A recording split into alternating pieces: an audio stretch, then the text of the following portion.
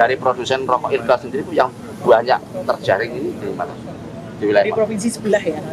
Oh, Dari provinsi sebelah ya paling banyak. Tapi jangan salah, Ya, kalau yang di di wilayah Papua kerja Jepara. sini juga ada. Ya, itu. Jepara. Oh, Jepara. Jepara. Karena memang di sana ada daerah merah ya, di salah satu kecamatan di sana di daerah merahnya Robayan. Robayan Kalinyamatan ya. Ya. Seperti itu.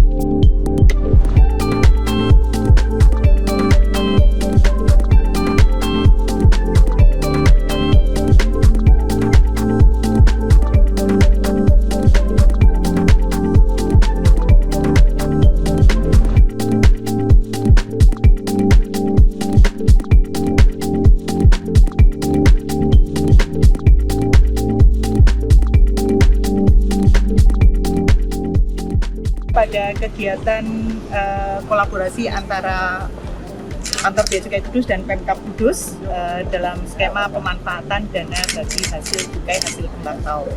Jadi hari ini kami melaksanakan pemusnahan terhadap barang yang menjadi milik negara, hasil penindakan barang kena cukai ilegal yaitu rokok ilegal seperti yang saya sampaikan tadi dalam sambutan ya, sosialisasi. Hari ini kita memusnahkan sebesar 5,64 juta batang. Nanti rinciannya bisa dilihat di press release yang akan kami bagikan. Dan hari ini adalah hasil yang dimusnahkan hari ini adalah hasil penindakan periode kurun waktu dari Januari sampai Juni 2024. Kami masih punya saldo, tapi ini masih dalam proses untuk pengajuan persetujuan pemusnahan dari Direktorat Jenderal Kekayaan Negara.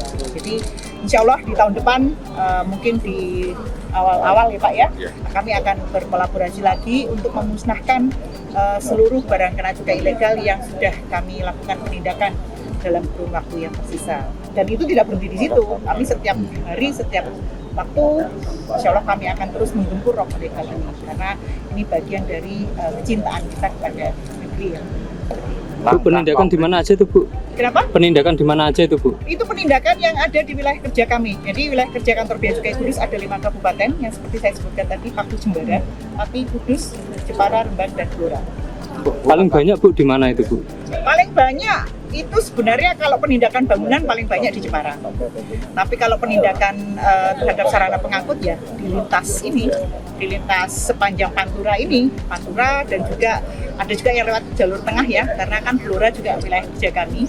Dan kalau kemudian lepas dari Blora, begitunya masuk Grobogan itu wilayah kerjanya Kantor Bea Cukai Semarang dan kami akan berkolaborasi dengan teman-teman di Kantor Bea Cukai. Langkah konkret apa Bu yang dilakukan Bea Cukai untuk menekan rokok ilegal dan Langkah konkretnya adalah salah satunya melalui mekanisme pemanfaatan di BHJHT ini kami bekerjasama dengan Satpol PP melakukan operasi pasar, melakukan sosialisasi yang tiada henti kepada masyarakat. Mungkin nanti bisa ditambahkan penjelasannya oleh Pak Kasatpol PP. Selain itu juga upaya restoratif justice yang seperti saya sampaikan tadi bahwa pemberian denda administrasi yang luar biasa besar kepada para pelaku itu juga kami harapkan itu bisa memberikan dampak atau efek jerah. Ya, dari produsen rokok ilegal sendiri itu yang banyak terjaring ini di mana?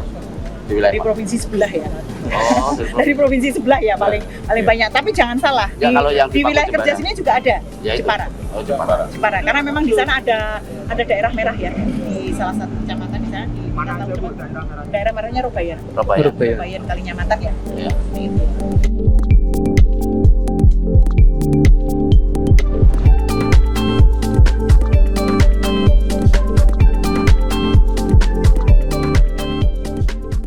Satpol PP memang ada di kegiatan penindakan, kegiatan pengumpulan informasi dan kegiatan atau operasi pasar.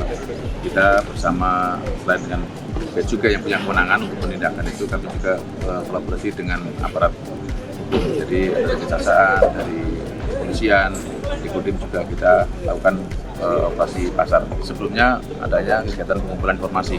Jadi kita mencari sumber-sumber di wilayah Kudus ini karena kami melihat kalau yang ada itu di wilayah desa-desa khususnya warung-warung kecil ya mungkin di pelosok-pelosok itu yang rawan yang punya potensi untuk rokok ilegal ini masuk ke situ.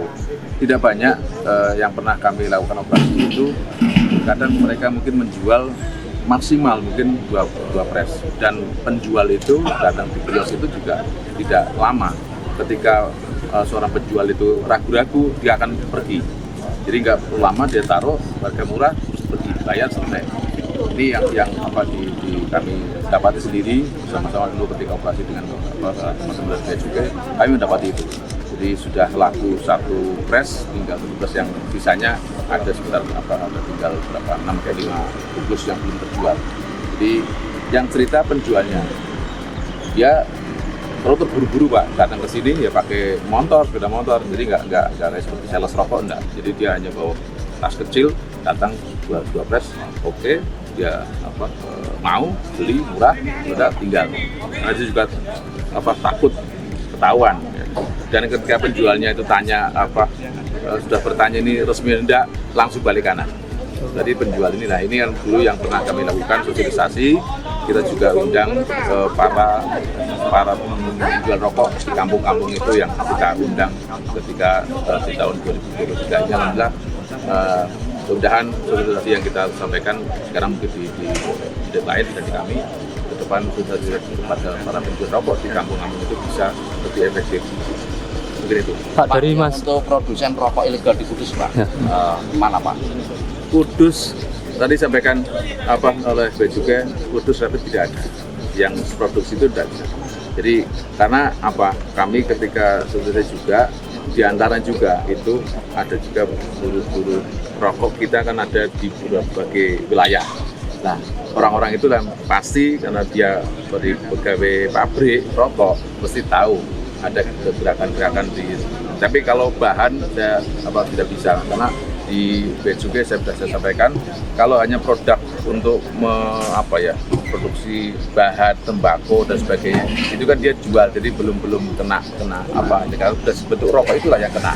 Jadi dia kayaknya kok di Kudus belum berani untuk membuat rokok ilegal itu belum berani.